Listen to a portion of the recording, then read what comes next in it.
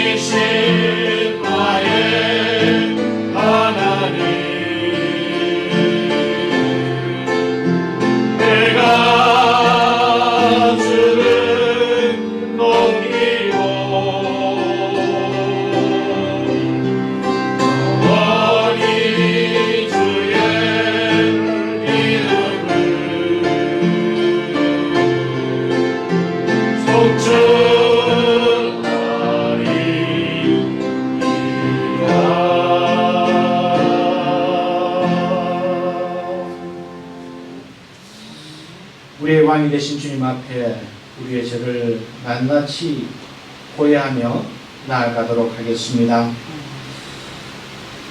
하나님, 이제 9월을 맞이하였습니다. 9월 첫 주 예배를 사랑하는 형제 자매들이 한자리에 모여서 이렇게 제단을 쌓을 수 있도록 은혜를 주시니 참 감사합니다. 이 시간은 우리가 더욱더 온전히 주님 앞에 나아가기를 소원하는 마음으로 우리의 죄를 낱낱이 고해하는 시간을 가지고자 합니다.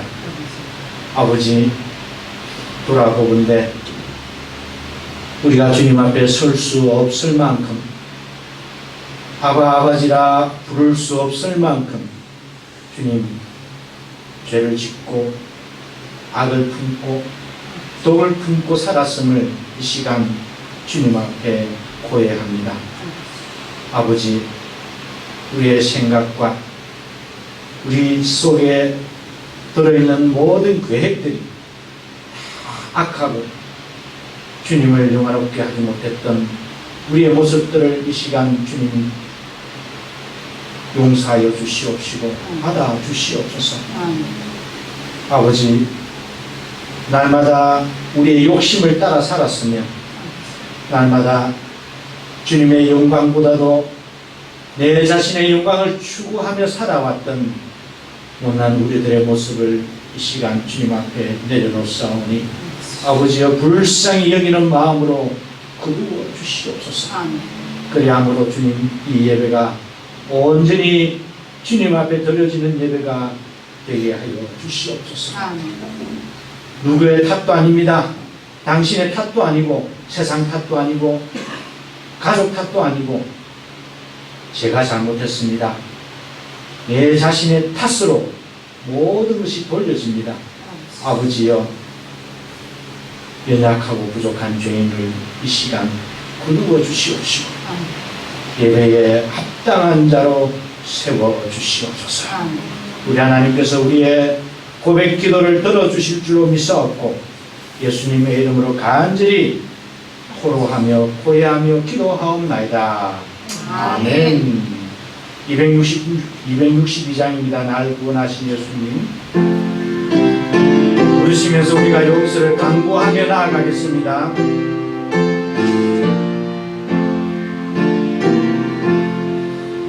날 구원하신 예수님 영원히 찬송하겠네. 저 죄인으로서 주께 와 죄 사유하심 받으라. 구하라 주실 것이요 찾으라 오는 것이라. 죄 중에 사는 영혼을 주 온전하게 하시네. 주의 죄로 인하여 피 흘려 주셨으니 주밖에 없는 사랑을 한 백성에게 전하세.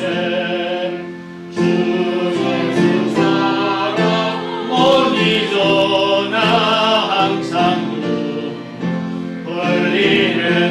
이 세상 어디 가든지 나 주만 생각합니다.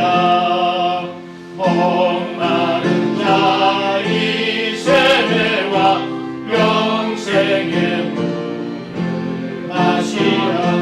내 주를 사랑한데도 늘 맘에 부족하도다.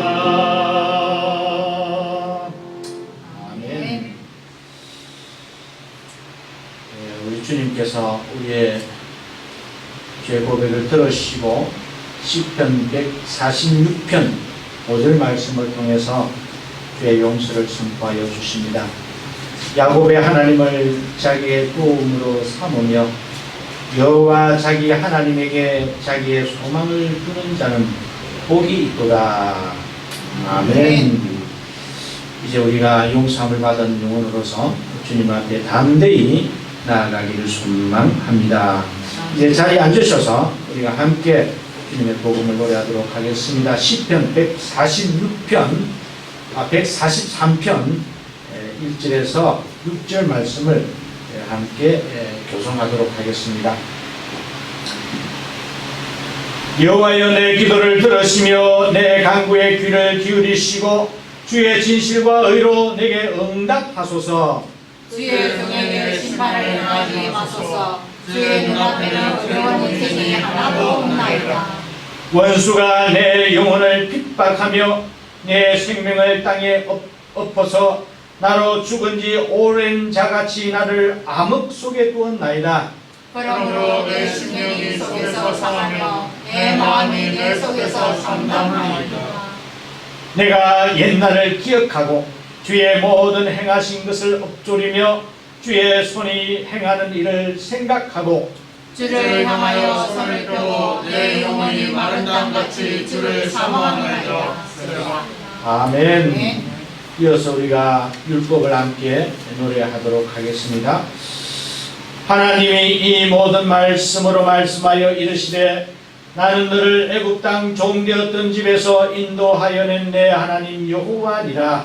죄인은 너를 나 외에는 다른 신들을 내게 두지 말라. 죄인은 너를 위하여 새긴 우상을 만들지 말고 또 위로 하늘에 있는 것이나 아래로 땅에 있는 것이나 땅 아래 물속에 있는 것에 어떤 형상도 만들지 말며 그것들에게 절하지 말며 그것들을 섬기지 말라.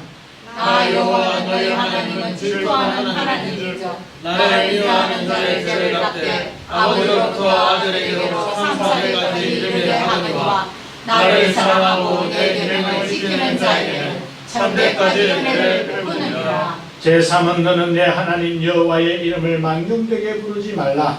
여호와는 그의 이름을 망령되게 부르는 자를 죄없다 하지 아니하리라. 제4는 안식일을 기억하여 거룩하게 지키라.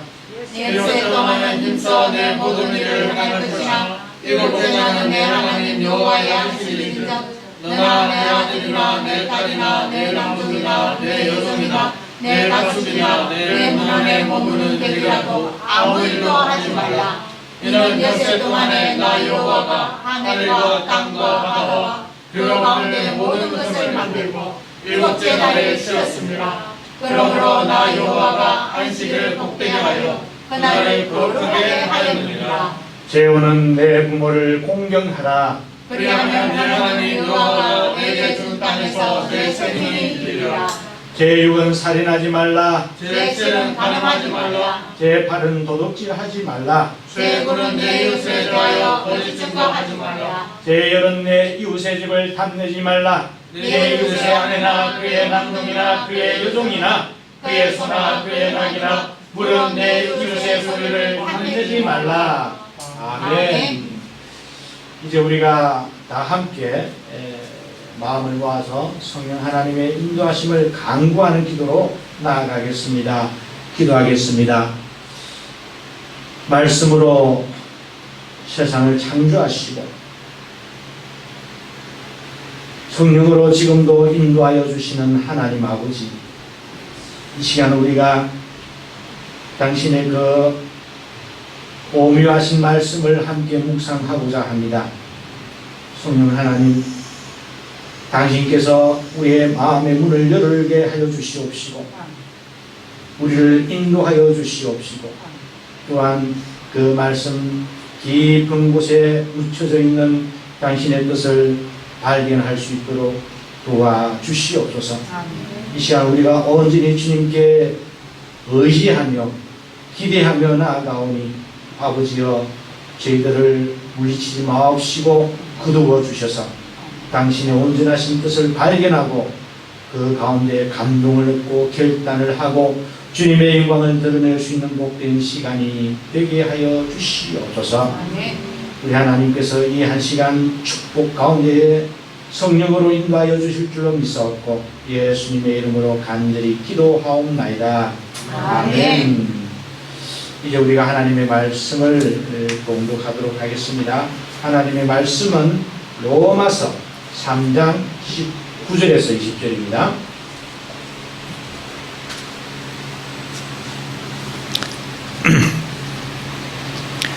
로마서 3장 19절에서 20절입니다. 우리가 알거니와 무릇 율법이 말하는 바는 율법 아래 있는 자들에게 말하는 것이니 이는 모든 입을 막고 온 세상으로 하나님의 심판 아래에 있게 하려 함이라. 아멘.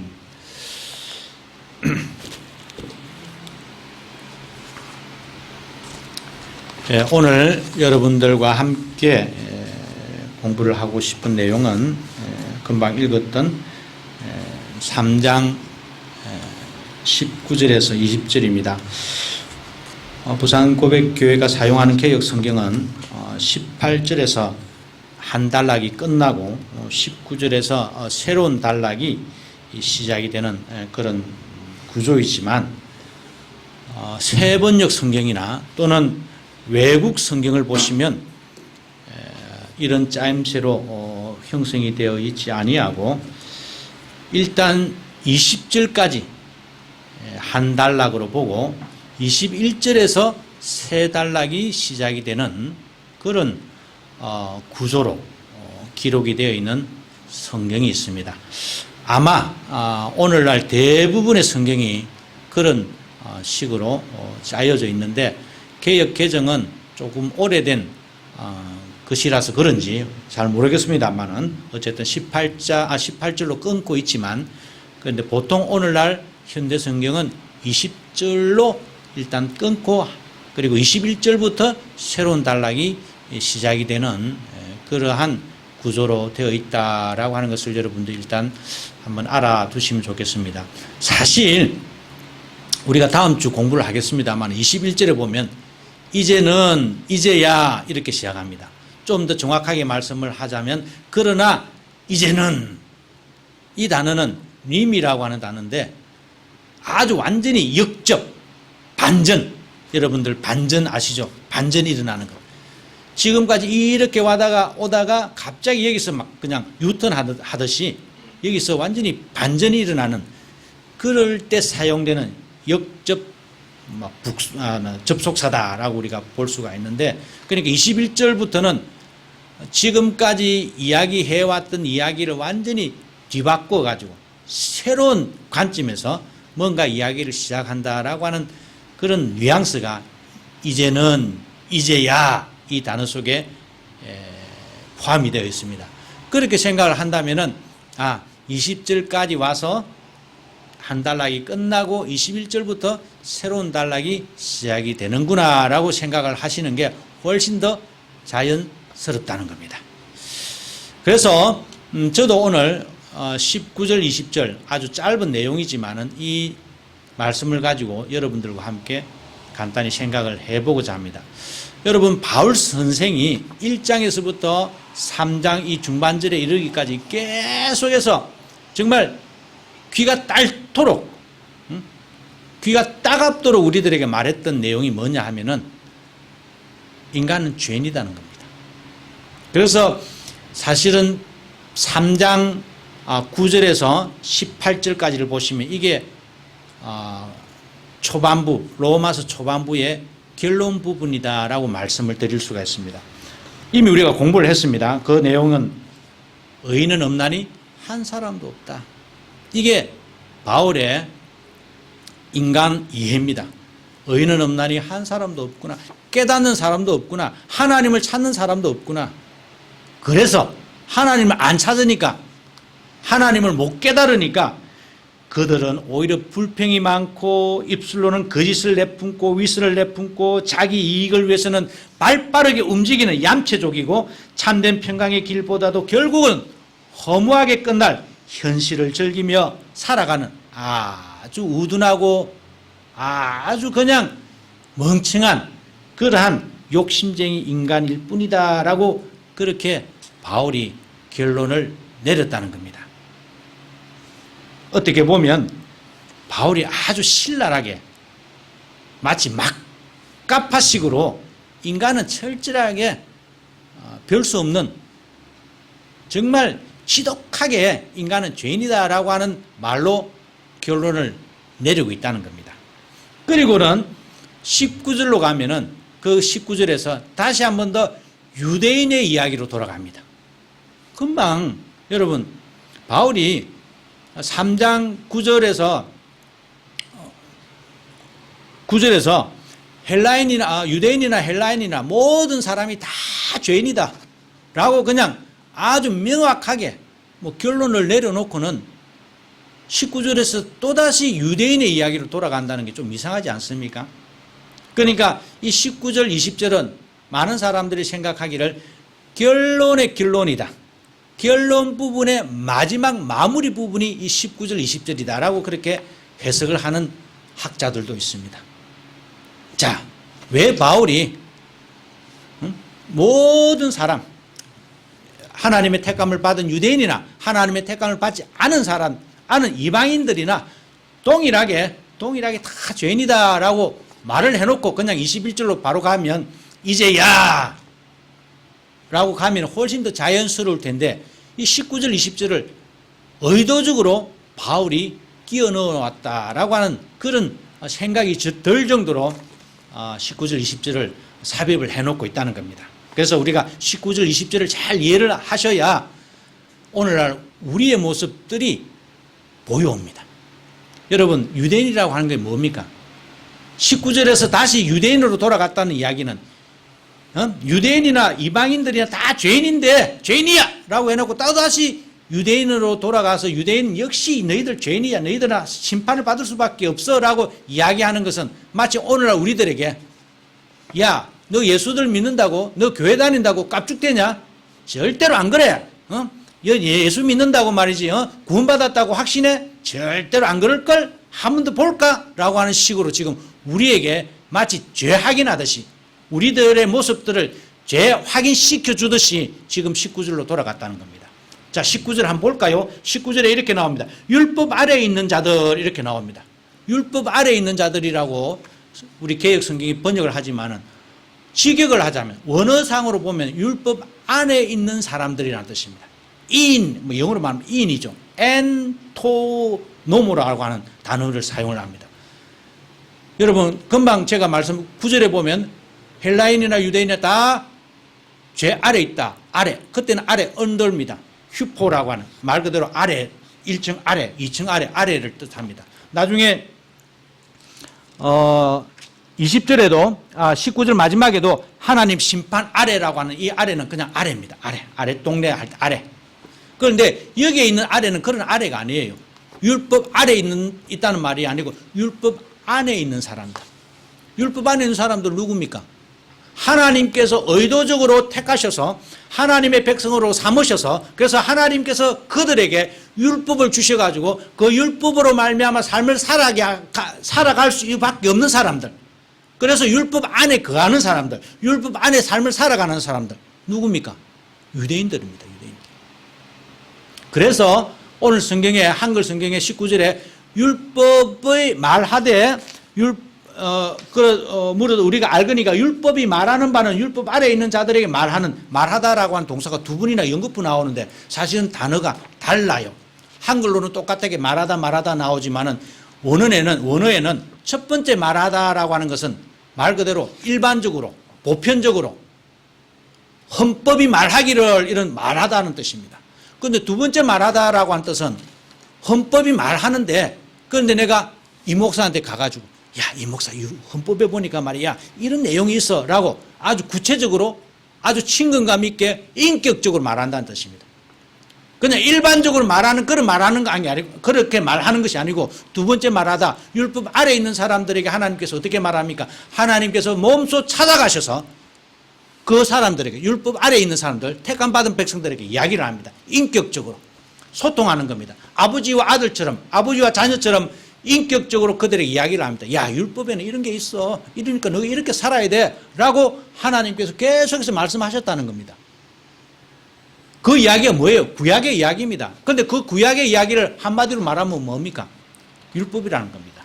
그 율법의 내용이 뭐예요, 여러분? 야, 내가 너희들이 크고 잘나서 내가 너희들 택한 줄 알아? 응? 이스라엘 백성들 너희들이 뭐 힘이 세고 잘나서 내가 너희를 택한 게 아니고 너희들은 정말 들포도처럼 몹쓸 정말 가치가 무가치한 정말 인간 정말 참 쓸모없는 그러한 너희들인데 내가 너희들을 택하지 않았느냐.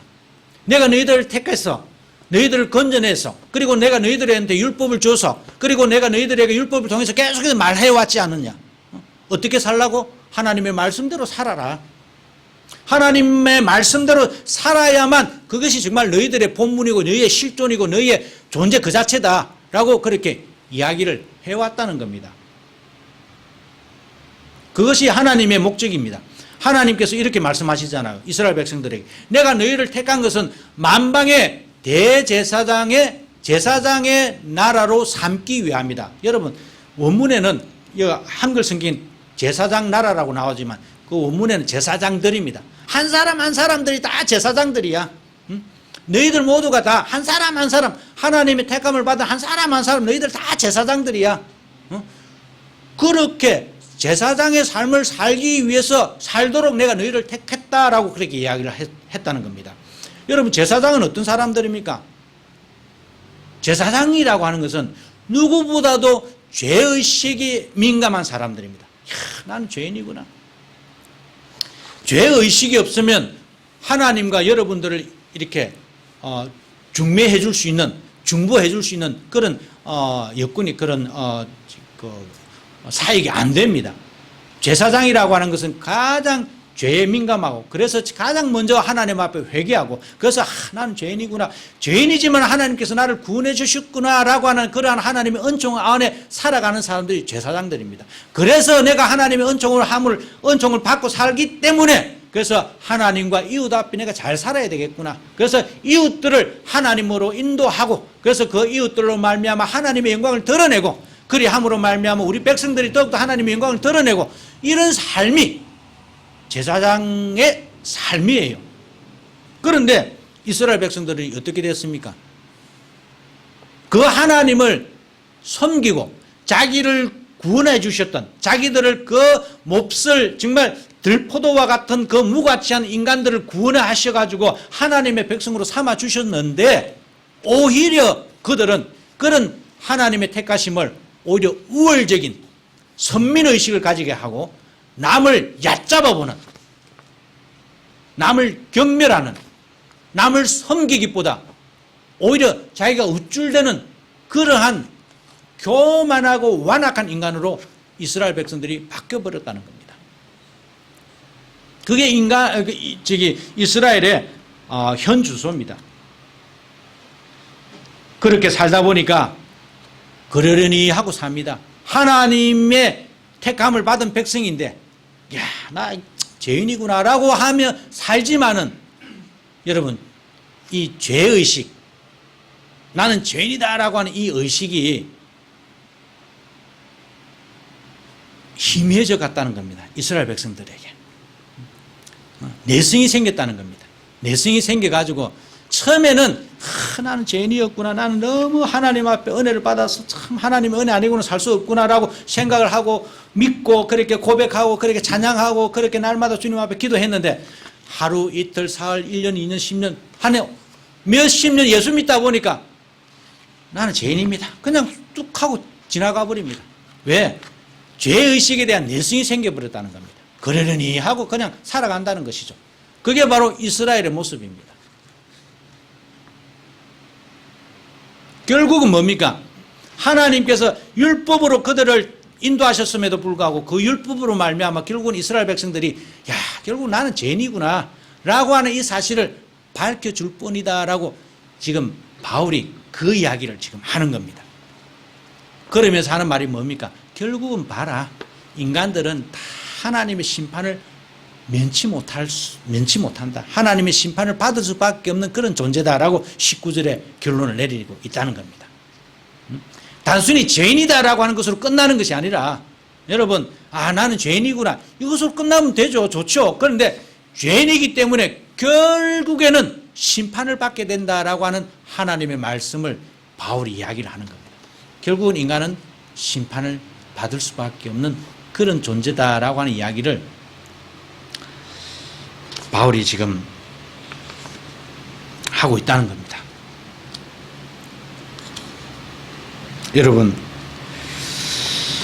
제가 오늘 말씀을 아주 그냥 빠르게 말씀을 드렸습니다만은, 어쨌든 이게 바울이 우리들에게 말하는 성경의 인간론, 인간 이해입니다. 성경이 말하는 인간 이해는, 인간은 철저하게 지독하게 무가치한 죄인이다라고 하는 겁니다.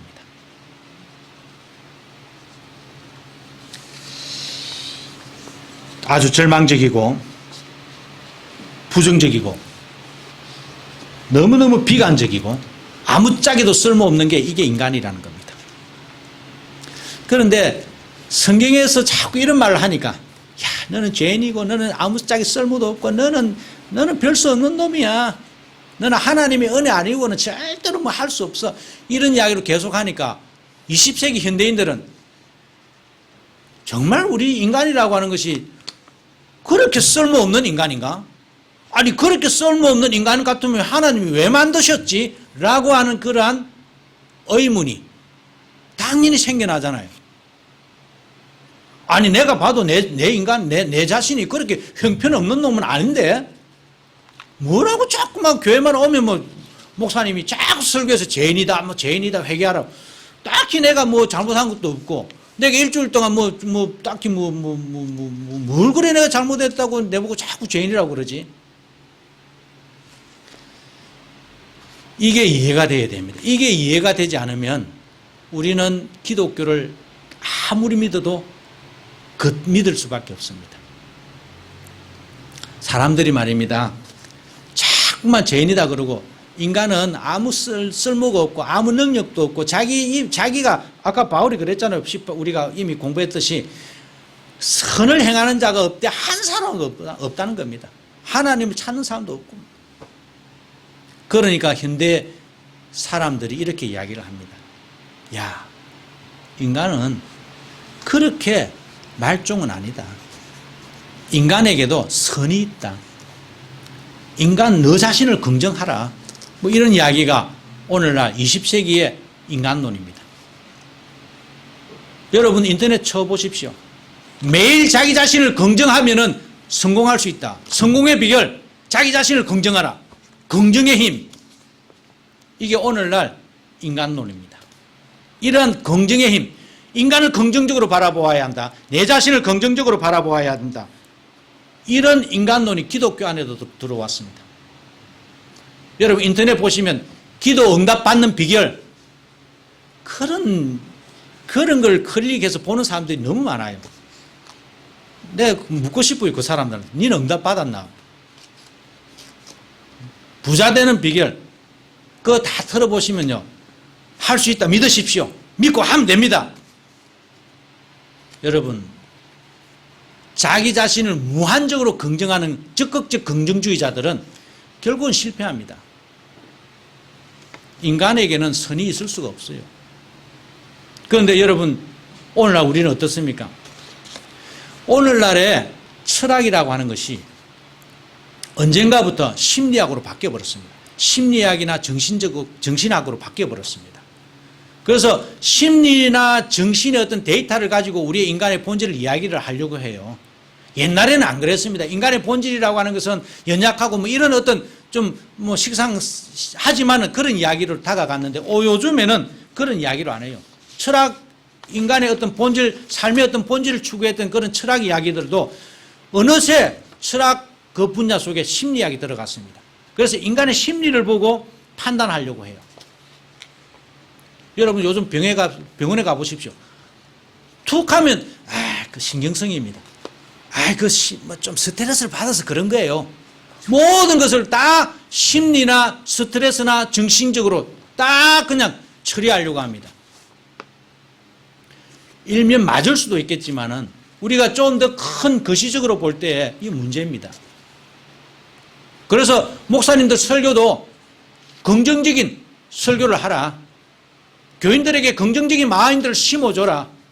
일면 맞을 수도 있겠지만, 인간학적으로 보면, 인문학적으로 보면 맞을 수도 있겠지만 성경은 그렇게 가르치지 않습니다. 성경은 금방 제가 말씀드린 대로 성경은 아주 지독하게 인간을 아주 그냥 마치 학대하듯이 자학하듯이 인간은 절대로 인간 속에서 선이 나올 수가 없어. 이런 이야기를 한다는 겁니다.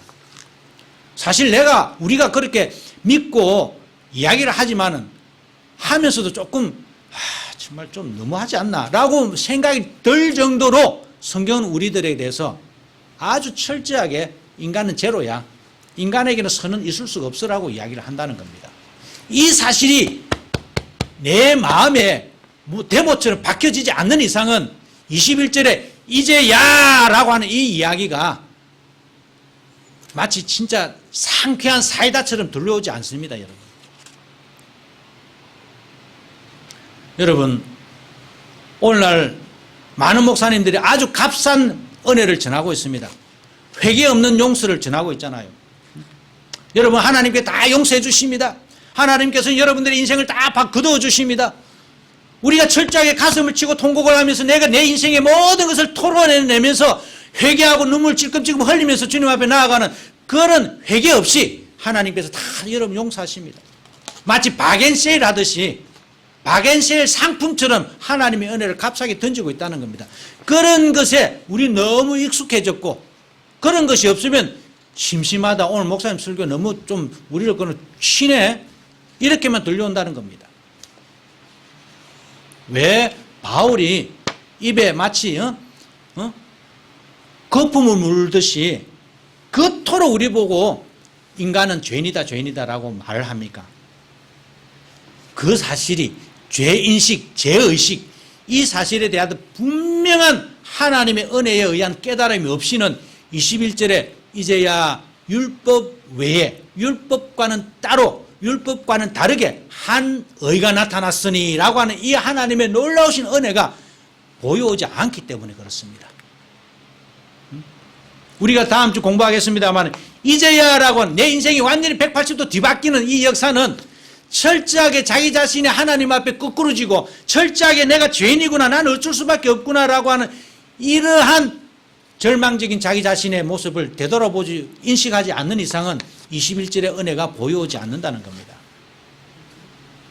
여러분, 저 사람 참 좋아. 야, 저 사람 믿을만해.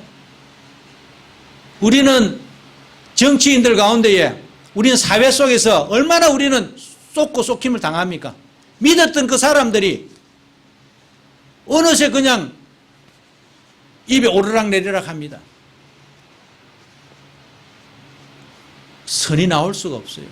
선한 행동을 할 수가 있지만 여러분, 우리는 율법으로 하나님의 말씀으로 우리가 우리의 죄성을 깨달을 수밖에 없습니다.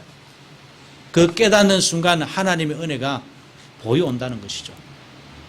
그 하나님의 은혜가 여러분, 오늘 우리가 성찬에 참여하시겠지만 이 성찬이라고 하는 것은 정말 내가 죄인이었구나, 죽을 수밖에 없는 죄인이었구나, 이 사실을 깨닫는 사람들, 그런 사람들에게는 이것이 마치 사이다처럼 여러분들의 영혼을 시원하게 밝혀줄 줄로 믿습니다. 그런 깨달음이 없이는 우리가 백날 예수 믿어도 그러려니 하고 그냥 신앙의 내숭화가 생겨서는 할 뿐입니다. 굳은 살이 박혀가지고 목사님 이야기하면 또 들었던 이야기고 뭐 다 아는 이야기고 그렇게밖에 안 들려옵니다. 이것이 우리의 현 주소입니다. 그래서 오늘 이야기가, 바울 이야기가 좀 어둡습니다. 어두워요. 인간은 죄인이다. 그 이 말에 여러분들 자신이 기분 나쁘고 그렇게 죄인인가? 라고 생각이 든다면 여러분들이 이미 교만한 상태입니다. 여러분들의 삶을 한번 돌아보십시오. 얼마나 바르게 살았는지, 얼마나 바르게 참을 바라보고 살았는지, 하나님을 바라보고 살았는지. 이것이 하나님과 창조주와 피조물 사이의 간격입니다. 이 간격을 메꿔줄 수 있는 분은 오로지 우리의 유일한 구원자 되신 예수 그리스도밖에 없습니다. 이 예수 그리스도로 말미암아 정말 죽을 수밖에 없는 죄인에서 하나님의 산영이 되는 그런 축복을 여러분들 경험하시기를 주님의 이름으로 간절히 소망합니다. 이제 기도하겠습니다. 하나님 감사합니다. 우리 하나님, 정말 우리는 죄인입니다. 너무 형편없는 죄인입니다. 그럼에도 불구하고 주님, 저희들을 주님께서 택하여 주시옵시고 하나님의 자녀로 삼아 주셨사오니 아버지여, 이제야 하나님의 놀라운 은혜를 경험할 수 있는 존재가 되었사오니 아버지, 이 은혜 자리에서 떠나지 아니하도록 항상 저희들을 인도하여 주시옵시고 축복하여 주시옵소서. 예수님의 이름으로 간절히 기도하옵나이다. 아멘. 이제 우리가 우리의 신앙을 고백하도록 하겠습니다. 니케아 콘스탄티노폴리스 신조입니다.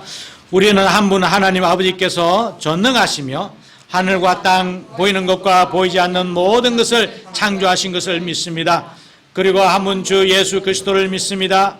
그분은 하나님의 유일한 아들이시며 모든 세대의 이전에 아버지로부터 나시고 빛으로부터의 빛, 참 하나님으로부터의 참 하나님, 만들어지지 않으시고 나신 분이시며 아버지와 동질이시며 모든 것은 그분으로부터 나왔으며 우리 사람을 위해서, 우리의 구원을 위해서 하늘로부터 오시고 성령과 동정녀 마리아로부터 육체를 취하시사 사람이 되시고 우리를 위해서 본디오 빌라도 치하에서 십자가에 달리시고 고난받고 무덤에 묻히셨으며 성서대로 셋째 날에 부활하시고 하늘에 오르사 아버지 우편에 앉으셨습니다.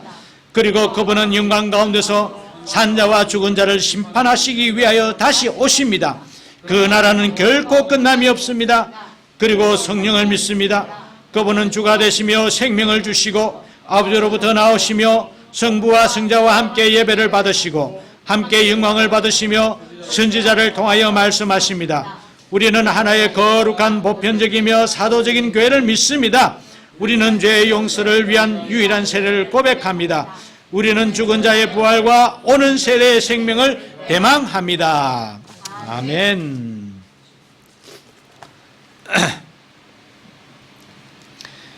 이제 우리가 곧 오소서 임마누엘 104장 1절을 부르시면서 성찬의 자리로 나아가겠습니다.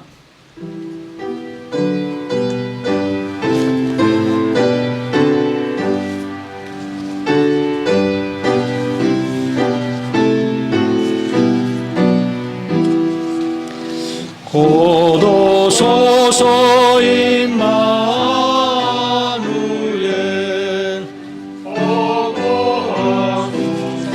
이스라엘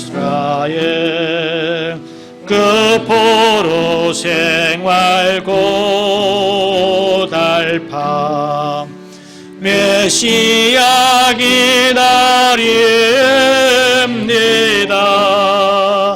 기뻐하라 이스라엘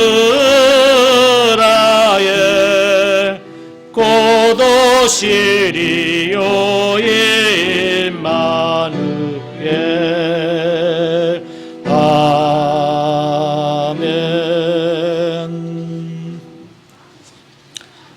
고린도전서 11장 23절에서 29절 말씀입니다.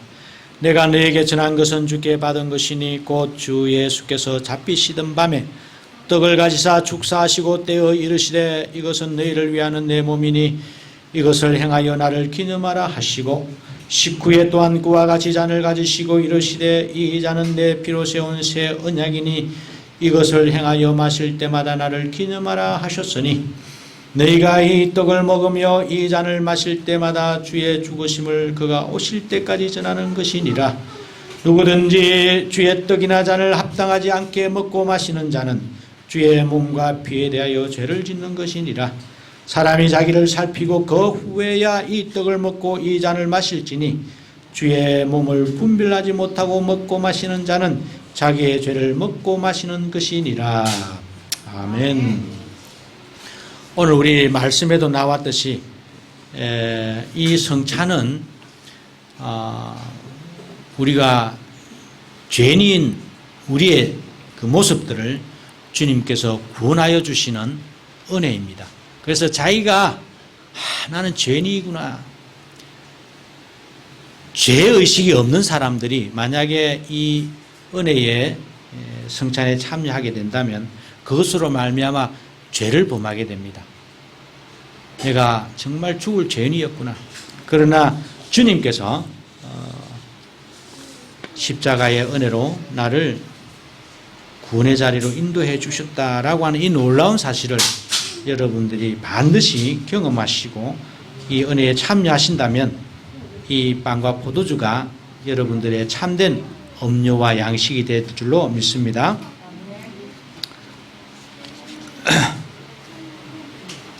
사랑하는 형제 여러분, 주 예수 그리스도께서 나는 생명의 떡이라 내게 오는 자는 결코 줄이지 아니할 터이요 나를 믿는 자는 영원히 목마르지 아니하리라.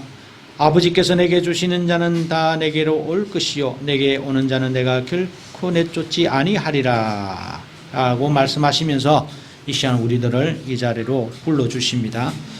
어느 교회 어느 교회에 속하였든지 여러분들께서 동일한 신앙 고백을 가지시고 정말 내가 죽을 수밖에 없는 죄인이었는데 예수님께서 나를 십자가의 은혜로 구원해 주셨다라고 하는 이 놀라운 사실을 믿는다라고 한다면 여러분들 이 은혜의 성찬의 자리에 참여하실 수가 있습니다.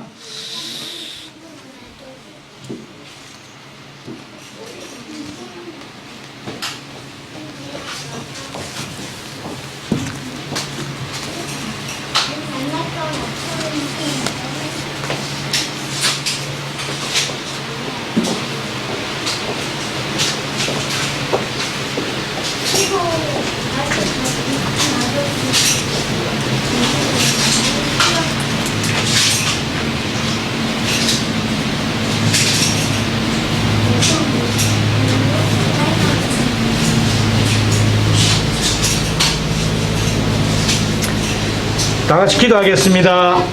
은혜로우신 하나님 아버지, 우리가 죄인 되었을 때에 하나님의 아들 예수 그리스도께서 십자가에 죽으시고 우리 죄값을 치루어 주셔서 구속을 이루어 주심을 진심으로 감사를 드립니다. 바라옵건대 지금 주님의 한량없는 인자심과 십자가의 고난을 깊이 생각하게 하옵소서.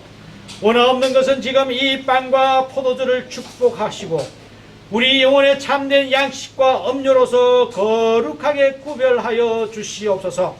지금 당신 앞에 교묘한 영혼을 가지고 주님의 살과 피를 먹고 마심으로써 영원한 생명을 가진 주님의 백성임을 다시 한번 확신시켜 주시옵소서. 또한 우리 주님 앞에 모인 저희들이 주 예수 그리스도 안에서 하나가 된 것을 기억하게 하여 주시옵시고 성도의 교제를 보다 강건하게 하옵소서. 우리 주 예수 그리스도의 이름으로 간절히 기도드리옵나이다. 아멘. 이제 개찬을 하도록 하겠습니다.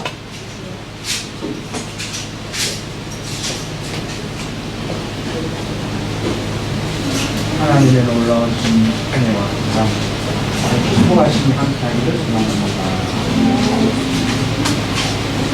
하나님의 놀라우신 사랑과 은혜가 함께하기를 바랍니다.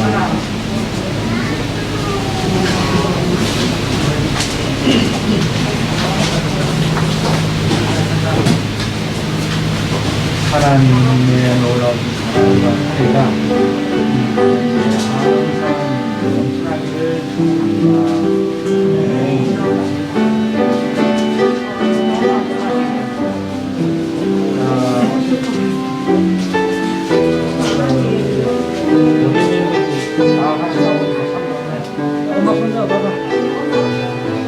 하나님의 놀라우신 은혜와 사랑이 나중에 끝나지 마옵시고 항상 승하게 하옵소서.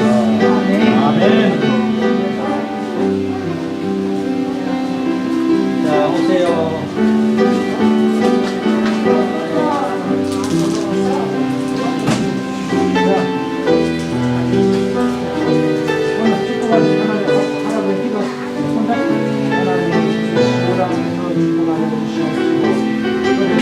하나님의 말씀으로 영으로 살아가는 놀라운 은혜를 누리게 하옵소서. 아멘. 아멘. 아멘 해봐.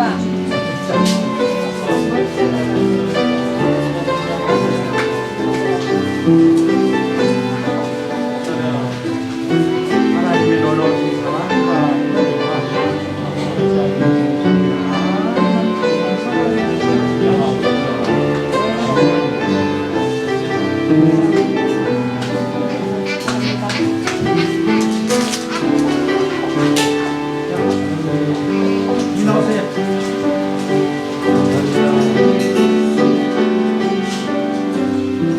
엄마 아빠 손잡고 보세요.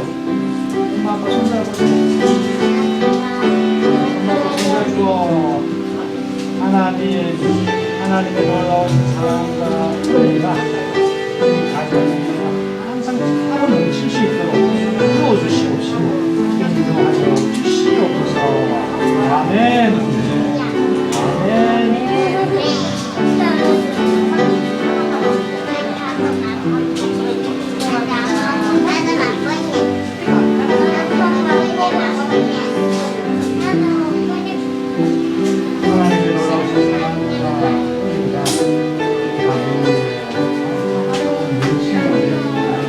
사랑과 은혜가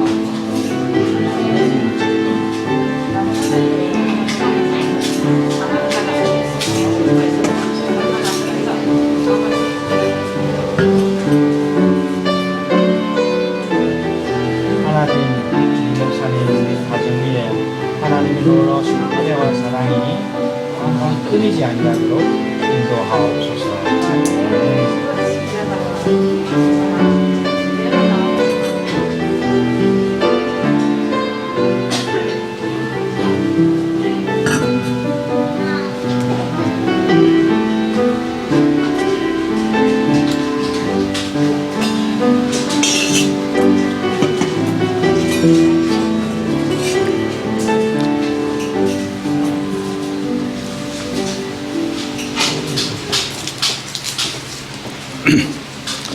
이제 기도하겠습니다. 은혜로우신 아버지 하나님, 당신의 기쁘신 인자심으로 저희들을 성찬의 자리로 인도하여 주심을 감사를 드립니다. 우리 주님께서 참여한 모든 백성들이 영원히 주님의 놀라우신 은혜 가운데 머물 수 있도록 인도하여 주시옵시고, 이번 한 달 더욱더 주님과 동행하는 저희들이 될 수 있도록 축복하여 주시옵소서. 예수님의 이름으로 간절히 감사 기도 드리옵나이다. 아멘. 이제 우리가 찬송가 369장입니다. 부르시면서 감사의 자리로 나아가겠습니다.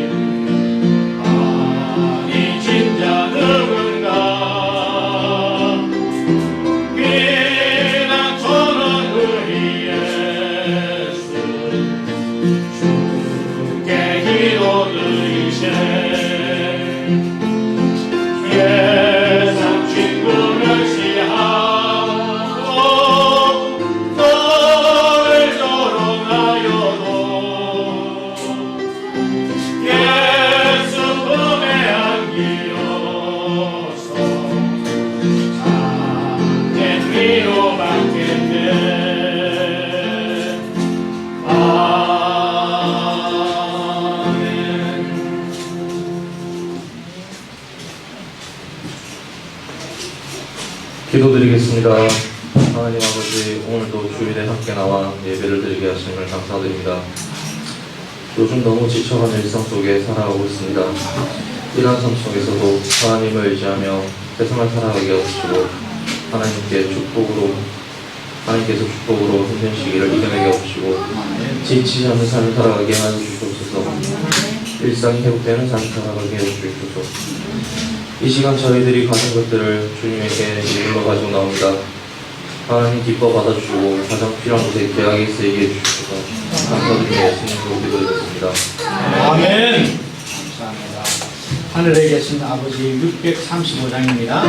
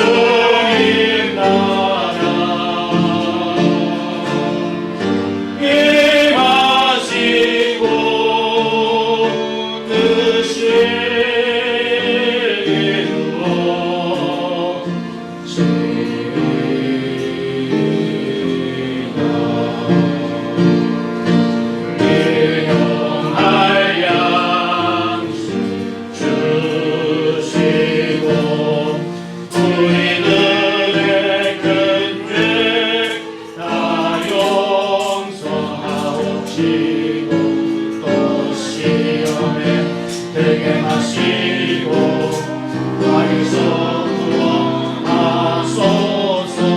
내게 주의 나라 주의 권세 주의 영광 영원히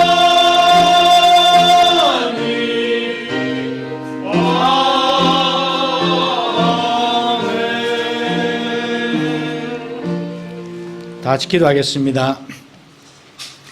여호와는 내게 복을 주시고 너를 지키시기를 원하며 여호와는 그 얼굴을 내게 비추사 은혜 베푸시기를 원하며 여호와는 그 얼굴을 내게로 향하여 드사 평강 주시기를 원하노라. 아멘.